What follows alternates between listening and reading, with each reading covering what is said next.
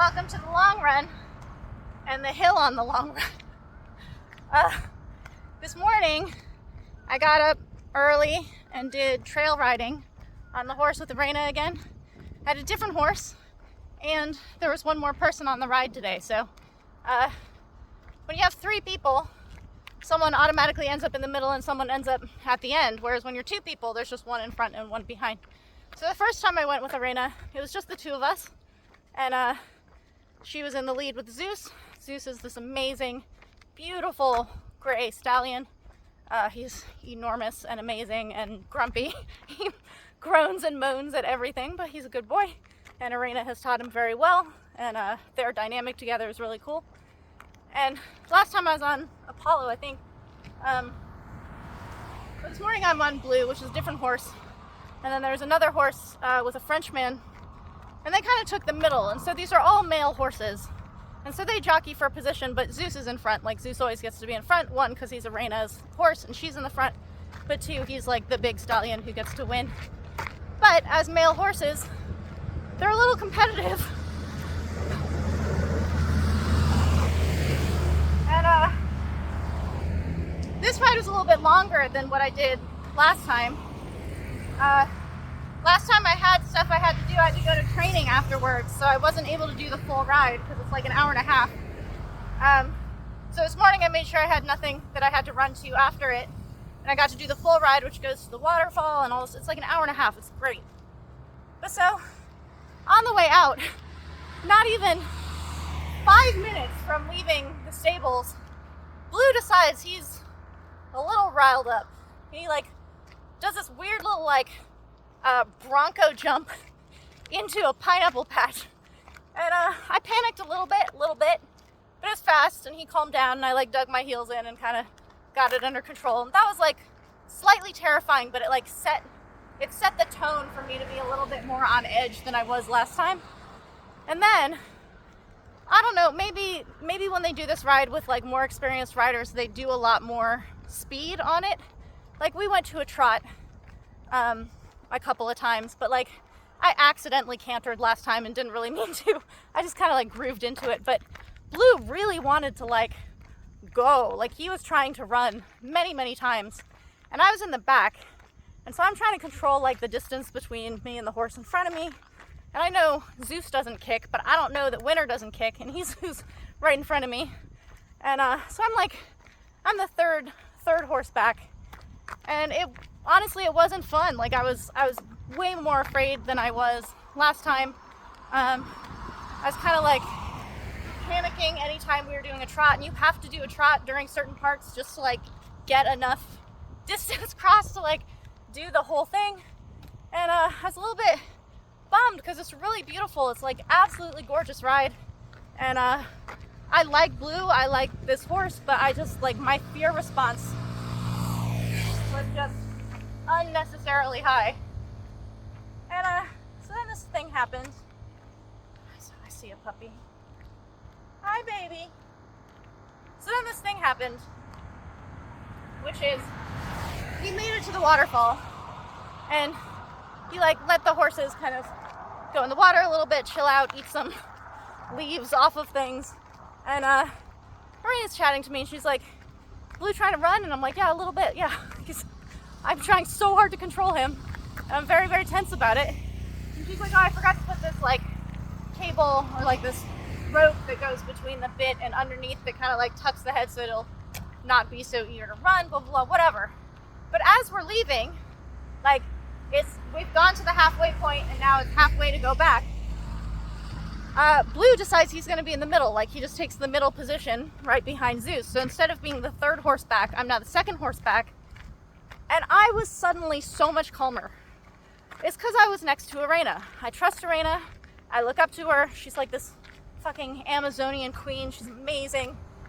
And I know Zeus is not going to kick us. So when Blue totally doesn't understand personal space and gets way too close, I know to pull him back, but I'm not as worried about it as I was before.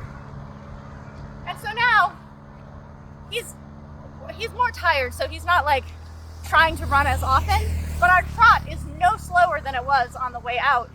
And all of a sudden I'm doing rising trot, my heels are in good position, my hands are lower, like I'm totally just calm about the fact that we're going faster than I want to be going and able to control not going any faster than that. And the only difference was that I was close to Arena. So this, my friends, is all the backstory that gets to what I'm talking about that has to do with Muay Thai, which is comfort is not unconditional. Ever. It's not a thing that's unconditional. So I got a message the other day from someone, and I get pretty much this same message periodically from people who are like, my technique on the bag and on shadowboxing is actually pretty great, but anytime I try to spar, I can't do any of it. Like, what do I do? What's my problem?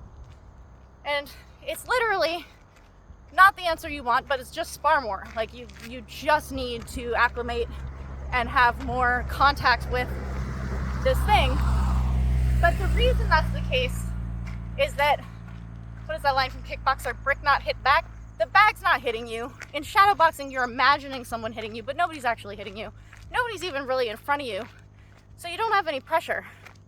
I can feel, even now, with as much experience as I have, I can feel even now a distinct difference between when I'm standing in front of nobody or in front of a bag versus just my pad man standing in front of me. Just having another person in front of me totally changes how I stand, like how I compose myself, how I think prior to striking.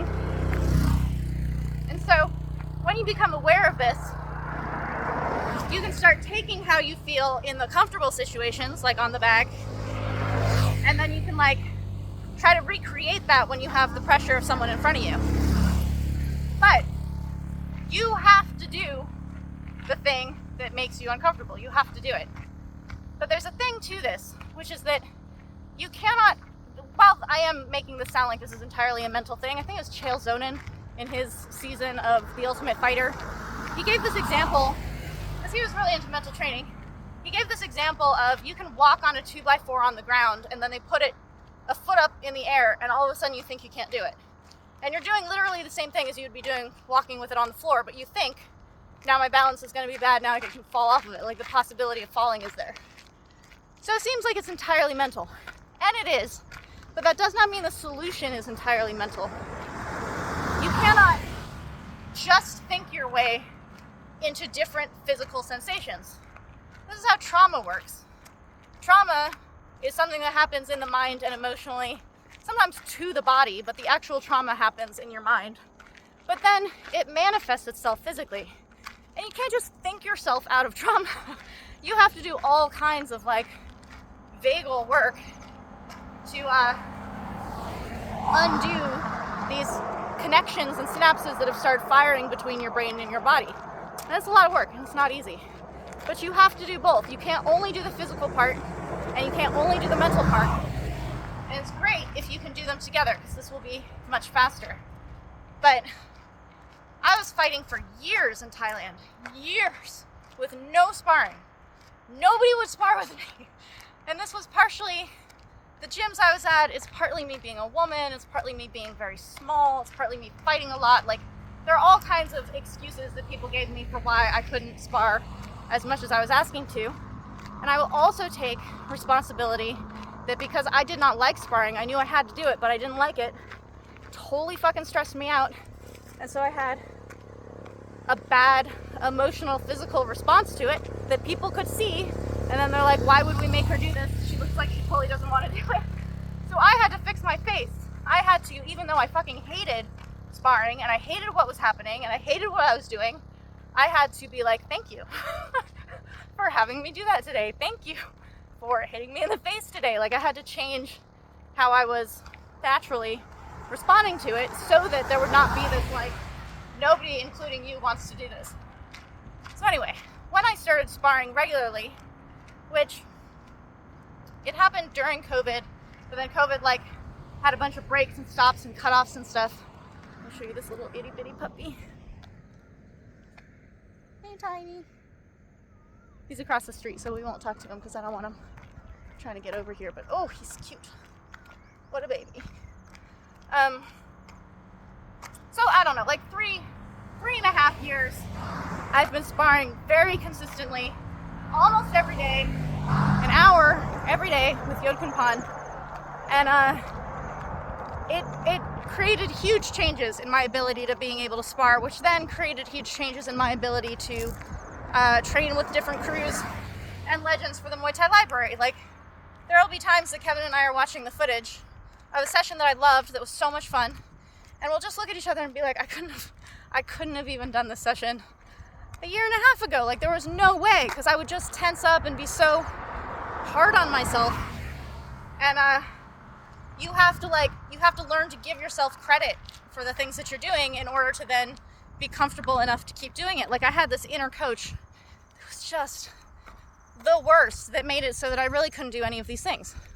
But my point is that while I was physically doing all this contact, all of this desensitization of just keep sparring, it did not make sparring easier fast at all. It took me years, plural, within the 3.5 years that I've been doing sparring every day. It took probably 2 years for me to get to a point where I'm like actually having fun in sparring and able to kind of try the things that I can do in other areas of training. And this doesn't mean it's going to take you years, but I had to both mentally, that whole like, yes, thank you for sparring with me and hitting me in the face, and the physically actually doing it, I had to do them simultaneously. And for me, the mental part was much slower than the physical part. And I still have like bad times, but they're short. Like, it's like when you go bowling and you have like those bumpers in the gutters. I don't go in the gutter so bad anymore because I've got bumpers now. Mentally, I've got bumpers so that I'll like kind of start going that way, but I'll bounce back in rather than just the like toboggan downhill slide that I used to have mentally. And then physically, it's just you physically shut down when you mentally shut down too. It's like really awful. So my proximity to Arena this morning was this moment of clarity for me that I'm not actually terrified of the horse. I'm not actually terrified of like not being able to control him. I have to get my mind right first, and then I can totally control all the things that I'm trying to control. But I have to get there first. And for me, getting there was just being near Arena. So now I need to figure out how to do it without being next to Arena, because she's not going to be right next to me all the time. But, you know, that's the next part. I am totally going to try to see this puppy, though. It can't be a run cast without puppies. Let's see if I can switch this up. Hi, baby. Hi, puppy. Come here. Come here. Hi. Oh, there's two. Hi, babies.